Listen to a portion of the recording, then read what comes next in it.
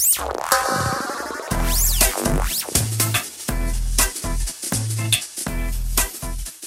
vous présente Toufer Benaïchouch qui n'est pas rassuré, juste pour faire un petit exercice comme ça.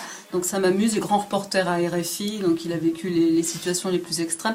Il y a des choses que j'ai pas réussi à te faire dire parce que c'est un manque de temps. Ton père, grande figure, qui aura fait des gestes pour l'indépendance algérienne. Mais ça, c'est des choses que tu ne veux pas dire, c'est marrant. Non, c'est pas que je veux pas dire, je veux dire... Si vous voulez, comment vous expliquer ça? Pendant que l'Algérie était en lutte, donc, de 54 à 62 jusqu'à l'obtention de l'indépendance. Tu as vu, c'est là que ça se passe. Ouais, alors tous les Algériens qui étaient en France participaient à cette lutte de libération. Et il y a eu une période assez sanglante ici, la bataille que le FLN menait contre le MNA, qui était un parti politique rival. Et ça a été une bataille sanglante qui se réglait dans les cafés algériens en France.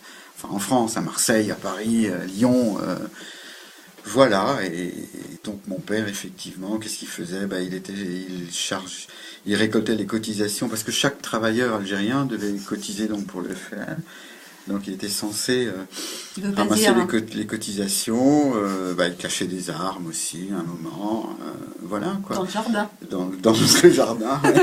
Je me souviens moi que je l'ai raconté. Je veux dire, on avait un chien qui s'appelait Rex, paix à son âme. C'est il est parti. C'était une niche. Il avait donc une niche dans notre jardin et je me souviens que j'avais vu mon père creuser devant la niche de Rex.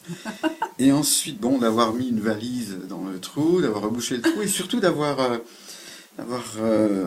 mis de l'alcool à brûler sur la terre qui venait fraîchement remuée, et de l'avoir brûlé, quoi. Je lui disais, mais papa, qu'est-ce que tu fais? Il me dit, que tu sais pas tes problèmes, tu vas jouer plus loin.